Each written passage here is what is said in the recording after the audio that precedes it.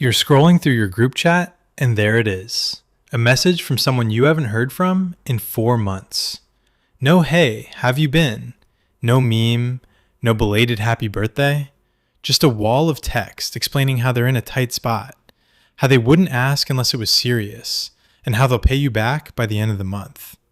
You already know how this ends. You've seen this movie before. Maybe you've lived this movie before. You sent the money, they disappeared. And now every time you see their name pop up on your phone, your stomach tightens. Not because you hate them, but because money turns someone you cared about into someone you resent. And the worst part, you can't even explain why you're upset without sounding petty. Here's the thing. Because technically, you offered. Technically, you said no rush. Technically, you told them it wasn't a big deal. But it was a big deal. It was always a big deal. You just couldn't say that out loud. Because somewhere along the way, society convinced you that good people don't keep score. That real friends don't ask for receipts. That if you truly care about someone, money shouldn't matter. Here's what nobody tells you about lending money to people you know. It's not a financial transaction. It's an emotional grenade with a delayed fuse. And by the time it goes off, the damage isn't just to your wallet. It's to the relationship, your self-respect, and sometimes your own financial stability. And I know what you're thinking. But what about family? What about your best friend since 3rd grade? We're getting there. Stay with me. My name is Nick, and I want to show you 2 people, Rachel and Tina, who started in almost the exact same place in life. Similar incomes, similar friend groups, similar values. Both of them got asked to lend money to people they loved. One said yes every time. The other handled it completely differently. And 5 years later, their lives look nothing alike. Not just financially, but emotionally, socially, and in terms of the relationships they still have standing. That was just the setup. This isn't about being generous versus being selfish. That's the false choice that keeps good people broke and bitter. And honestly, that framing exists because it benefits the people asking. If you feel guilty for saying no, you'll keep saying yes. That's not wisdom. That's manipulation dressed up as morality. This is about understanding what money actually does to human relationships when it crosses from one hand to another with a promise attached. If you've ever felt guilty for not wanting to lend money or felt burned after you did, hit subscribe. This one's going to hit close to home. Rachel is 29, works in healthcare administration, and earns a decent salary.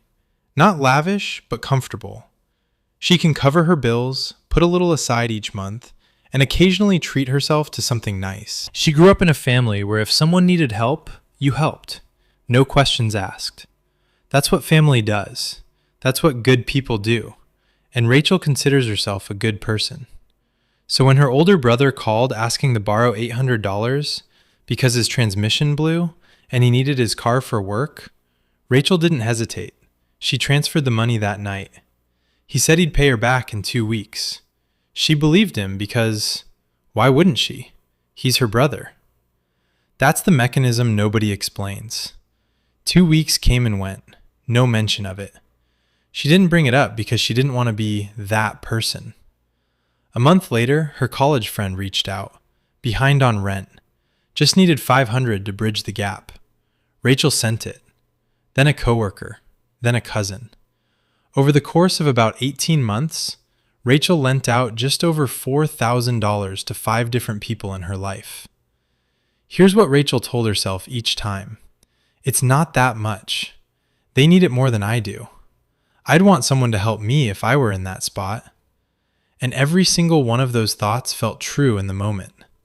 That's what makes this so dangerous. Rachel wasn't being reckless. She was being human. She was following every instinct that society rewards. Generosity, empathy, loyalty.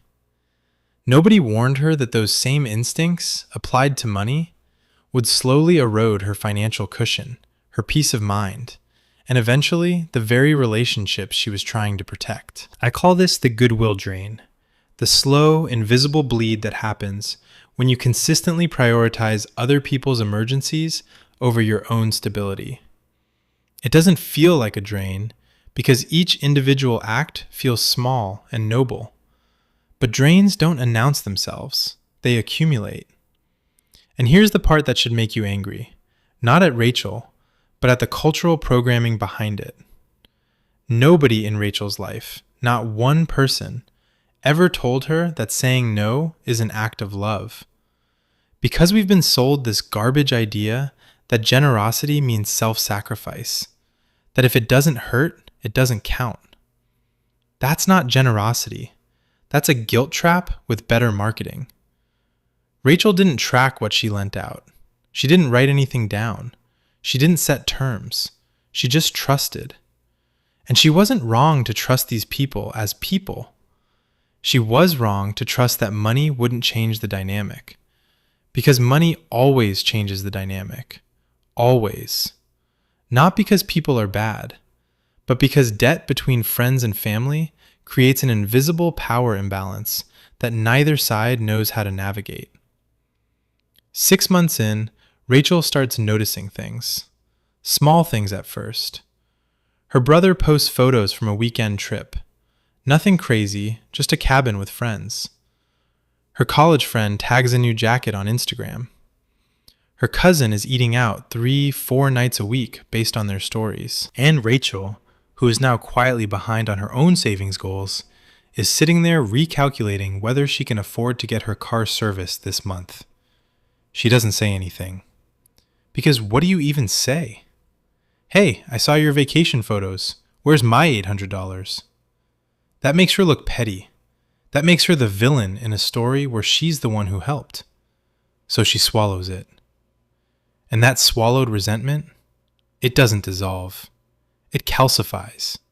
It hardens into something that sits behind every single interaction she has with these people from that point forward. Now watch what happens next, because this is where the real damage starts. Her brother eventually paid back about half, and then just stopped mentioning it. Like the remaining $400 evaporated into thin air. Her college friend made one small payment, then started pulling away. Not dramatically, just enough. Slower replies, fewer hangouts. The kind of slow fade where nobody has to admit what's actually happening. Her coworker sent a portion back, but attached a passive-aggressive text about how some people keep score. And her cousin never mentioned it again. Not once. Rachel now has less money than she should. But that's not even the real cost. She has 5 relationships that feel fundamentally different, tainted. Every interaction carries this invisible weight she can't put down. She didn't lose these people in some dramatic blow-up. She lost them in slow motion, through awkward silences, avoided topics, and the quiet understanding that something unspoken now lives between them. And when her own car needed a major repair 8 months later, her cushion was gone. She put it on a credit card and paid interest for 6 months.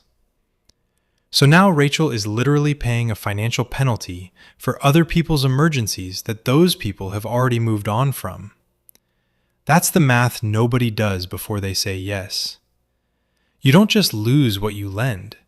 You lose what that money could have done sitting in your own account. Plus, you often end up paying extra when your own crisis hits and your safety net has holes in it because you gave it away piece by piece. Rachel didn't make one catastrophic decision. She made 5 reasonable-sounding ones. And the cumulative effect was a weaker bank account, damaged relationships, and a growing bitterness that made her question whether being generous was just code for being easy to take advantage of. Now let's talk about Tina.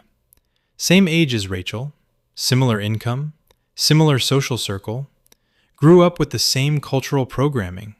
You help people, you show up, you don't let money come between you and the people you love. But Tina watched something happen when she was 22 that completely rewired how she thought about lending money. Forever. Her parents lent her uncle $12,000 for a business idea. Her uncle swore on everything he'd return every penny. He didn't. And Tina watched her parents' marriage buckle under the weight of it, not because of the missing money itself, but because of the arguments about whether to ask for it back. The resentment that seeped into every holiday dinner, the slow, ugly realization that the relationship with her uncle was permanently altered. Not damaged, altered. Like a bone that heals crooked. Her mom once said something Tina never forgot. "We didn't lose the money. We lost my brother-in-law. And honestly, I think we lost a piece of ourselves too." So Tina made a personal rule before she ever earned a real paycheck. She calls it the gift line. The principle is dead simple. Never lend money to anyone you want to keep in your life. If someone you love needs help and you can genuinely afford it, truly afford it, not "I'll figure it out later" afford it, give it as a gift. Zero expectation of return. If you can't afford to give it away freely, then you can't afford to lend it either. Full stop. Her number was $200. Anything above that? The answer was no. This sounds radical. It sounds like Tina is either incredibly generous or incredibly cold. But here's the nuance most people miss. The gift line isn't about saying yes to everyone. It's about being honest with yourself before money changes hands. Most people lend money because they can't stomach saying no, but they also can't actually afford to give it away. So they split the difference with a loan, which is really just a gift disguised as an obligation, wrapped in hope and sealed with anxiety. Tina doesn't play that game. When her roommate needed help covering $150 in utilities one month, Tina checked her own budget, realized she could absorb it without flinching, and said, "Don't worry about paying me back. Just get back on your feet." Her roommate was stunned, grateful, and, critically, there was no invisible debt hanging over the friendship. When her cousin asked to borrow $3,000 for an apartment deposit, Tina was honest. "I love you, but I can't give that away right now, and I don't do loans because I've seen what they do to families. Let me help you find another way." They spent that evening researching assistance programs and calling the landlord to negotiate a smaller deposit. Now here's where it got hard, because I'm not going to pretend Tina's system was painless. Her cousin was quiet for almost 3 weeks after that conversation, didn't return texts. Tina's aunt called and told her she was being selfish, that family helps family. Tina sat in her car after that call and genuinely wondered if she was wrong, if her gift line was just a fancy excuse for being cold. She almost caved. She had the banking app open on her phone. But she thought about her parents, about that crooked bone that never healed right, and she closed the app. 3 months later, her cousin called to tell her she'd gotten into the apartment using an assistance program she never would have found if Tina had just handed over the money. And then she said something that made Tina's throat tighten. "I was mad at you, but you were the only person who actually helped me fix it instead of just throwing cash at it." That's the difference nobody talks about. When you give a gift, it's done, gone. No tracking, no resentment, no sitting across from them at dinner doing secret math in your head while pretending the pasta is interesting. And when you say no with honesty and follow it with real help, most people come back around. Not all, but most. By the time both women hit 34, Tina had a healthy emergency fund, relationships built on honesty instead of obligation, and zero resentment simmering under the surface. Rachel had a credit card balance she was still chipping away at, a brother she barely talked to, and a deep suspicion that being generous had made her a target rather than a friend. Same starting point, completely different outcomes. So now you've seen both paths. The question is, how do you actually become Tina when every instinct in your body is screaming to be Rachel? Here's what Tina actually does when someone calls crying at 11 p.m. about overdue rent. First, and this is the one that actually matters, she already knows her answer before the phone rings. You cannot make a rational decision about money when someone you love is sitting across from you with tears in their eyes. The emotional pressure is too high. So you make the decision now, today, while nobody's asking. You set your gift line. You pick your number. Whatever you could hand to someone and genuinely never think about again. For some people, that's $50. For others, it's a few hundred. That's your number. Anything above it, the answer is no. Not let me think about it. No. Second, kill the word lend. Dead. Gone. It doesn't exist anymore between you and anyone you care about. Money leaves your hand one of two ways, as a gift or not at all. The moment you attach the word loan to money going to a friend or family member, you've created an invisible contract that neither of you signed, neither of you fully understands, and neither of you knows how to enforce without destroying the relationship. Gifts have no strings. Loans between loved ones are nothing but strings. Third, when someone asks for help and it's above your gift line, you don't just say no and walk away. That's not boundaries. That's abandonment. You say, I can't give you that, but I'm sitting down with you right now and we're figuring this out. Help them call the landlord. Help them find assistance programs. Help them negotiate a payment plan.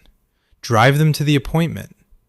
Most people who ask for money actually need someone in their corner more than they need cash. And when you say no, say the quiet part out loud.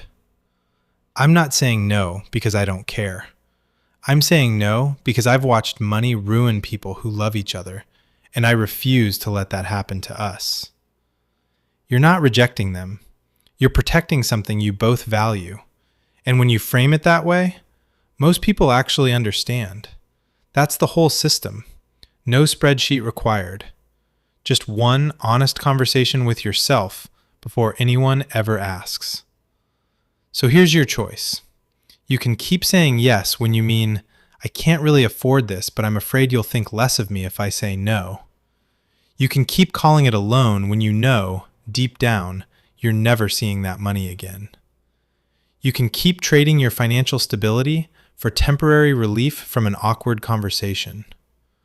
Or you can draw your own gift line. Be clear, be kind, and protect the people you love by refusing to let money sit between you. The best thing you can give someone isn't cash. It's a relationship that doesn't have a balance owed.